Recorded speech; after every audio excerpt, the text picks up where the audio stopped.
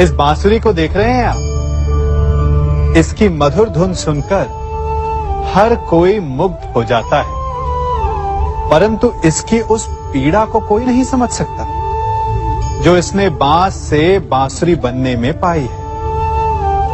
पीड़ा सहकर ही इसमें से सुर निकलते हैं जो मन को शांति देते हैं। इसी प्रकार पत्थर से प्रतिमा को देव रूप बनने में छेनी और हथौड़ी की मार सहनी पड़ती है, तभी उसकी पूजा होती है।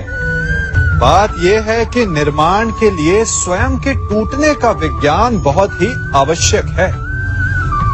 जब टूटकर चूर हो जाओगे तभी नया अस्तित्व पाओगे, अर्थात शक्ति पाने से पूर्व पीड़ा का भोग करना आवश्यक है। यदि पीड़ा से भागोगे तो शक्ति नहीं पाओगे।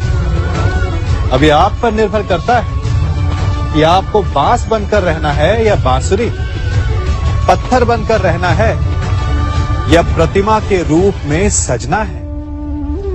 ये निर्णय आपका है। पिता होना बड़े आनंद का विषय है, और जितना बड़ा आनंद है उससे भी अधिक बड़ा उसका उत्तरदायित्व भी।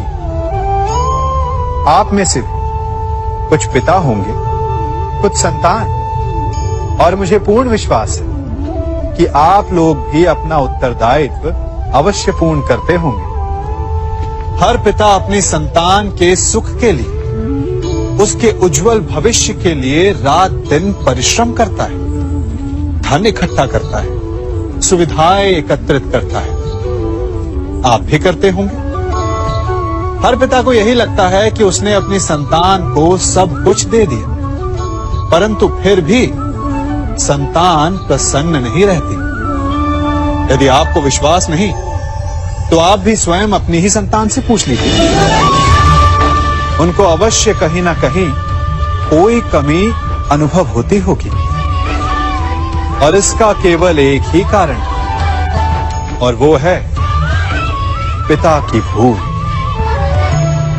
उसे लगता है कि उसने अपनी संतान को सब कुछ दे दिया, परंतु वास्तव में वो उसे सबसे अमूल्य विरासत दे ही नहीं पाता, और वो अमूल्य वस्तु है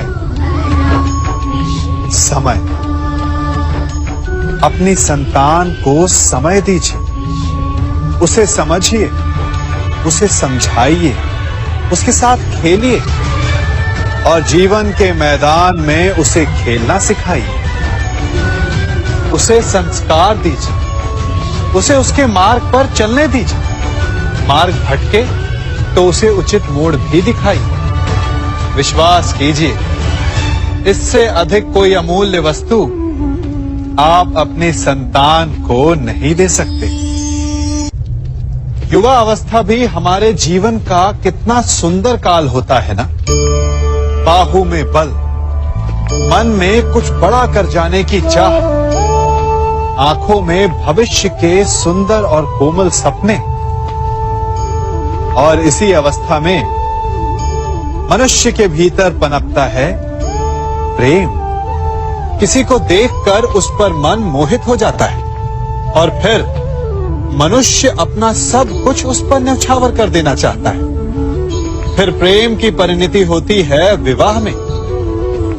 क्यों? सबको अपने खट्टे मीठे संस्मरण स्मरण हुआ है ना। परंतु यहीं से अधिकतर माता पिता और संतान के मध्य विचारों का विरोध प्रारंभ हो जाता है। संतान को लगता है कि उसका चुना जीवन साथी ही उसके लिए उपयुक्त है, और माता पिता को लगता है कि संतान अनजाने में भूल कर रही है। संतान का तर्क होता है कि उसे विवाह किससे करना है, ये उसका अधिकार है, और माता पिता का तर्क ये होता है कि अब भी जीवन साथी चुनने की समझ संतान में है ही नहीं। तो इस अवरोध को काटा कैसे जाए, उचित निर्णय कैसे लिया जाए? इसका एक ही मार्ग है, अपने उत्तरदायित्व का भान और अपनों से बड़ों के मापदंडों का भान।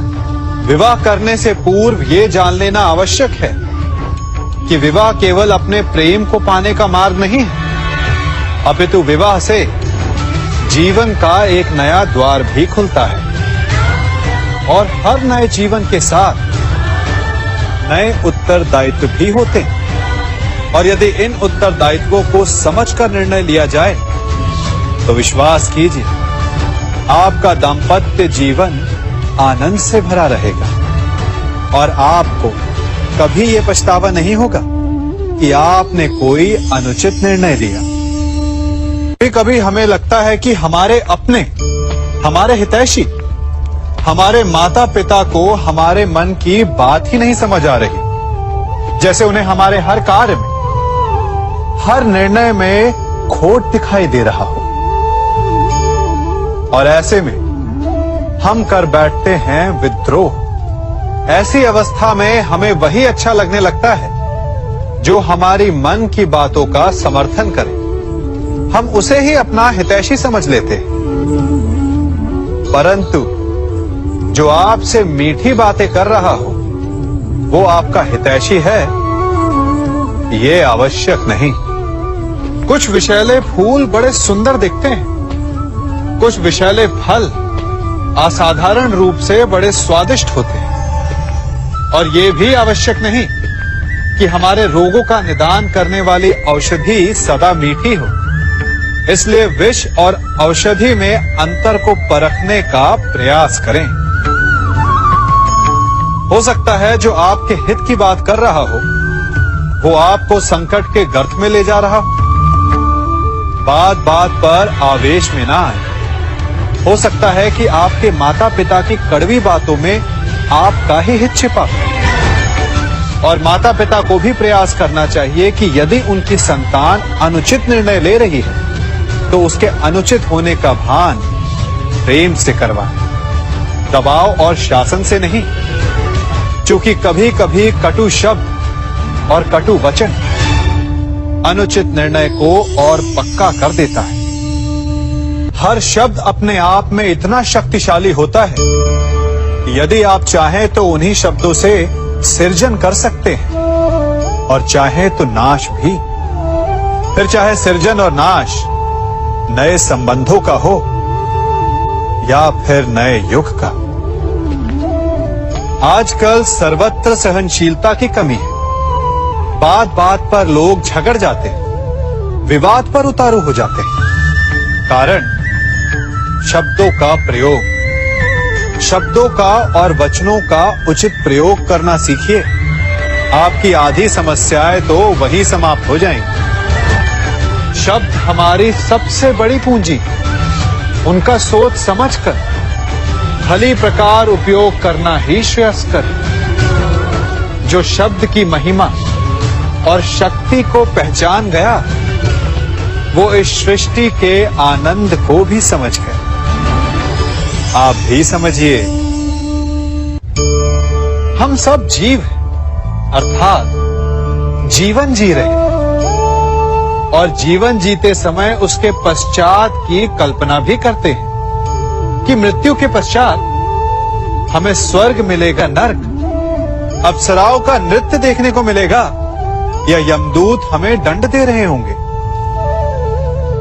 परंतु एक प्रश्न सामने आता है, कभी ऐसा हो सकता है कि मृत्यु किसी और की हो और स्वर्ग हमें मिल जाए? नहीं, हमें स्वर्ग और नर्क हमारी ही मृत्यु के पश्चात मिलेगा। अर्थात यदि फल पाना है तो कर्म स्वयं को ही करना होता है। केवल सोचने से कुछ नहीं होता, स्वप्न देखने से कुछ नहीं होता। उसे पूर्ण करने के लिए स्वयं ही परिश्रम करना होता है। तो उठो, जागो और लक्ष्य की प्राप्ति तक संघर्ष करो, क्योंकि यही एक मार्ग है स्वयं को संतुष्ट करने का, स्वयं को आगे बढ़ाने का। इस अग्नि को देख रहे हैं, क्या क्या कर सकती है ये अग्नि?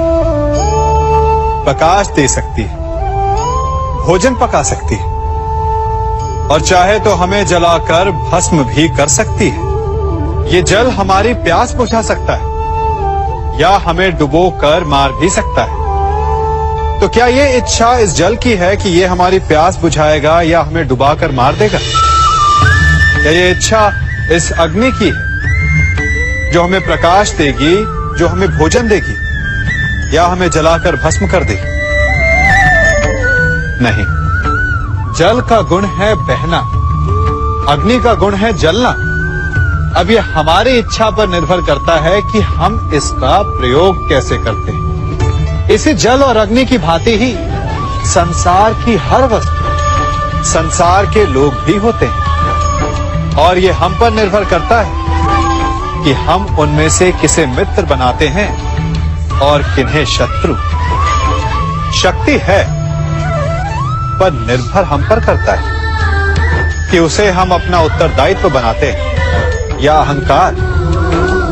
धन है, परंतु निर्भर हम पर करता है कि उसे विकास के मार्ग पर लगाते हैं या व्यसन के मार्ग पर। ईश्वर ने आपको केवल जीवन दिया है, परंतु ये आप पर निर्भर करता है कि आप उसे आदर्श जीवन बनाना चाहते हैं या अभिशापित। अपने परिणामों का उत्तरदायी हमारे चयन होते हैं। इसलिए आवश्यक है कि अपने चयन को, अपनी भावनाओं को उचित रखें।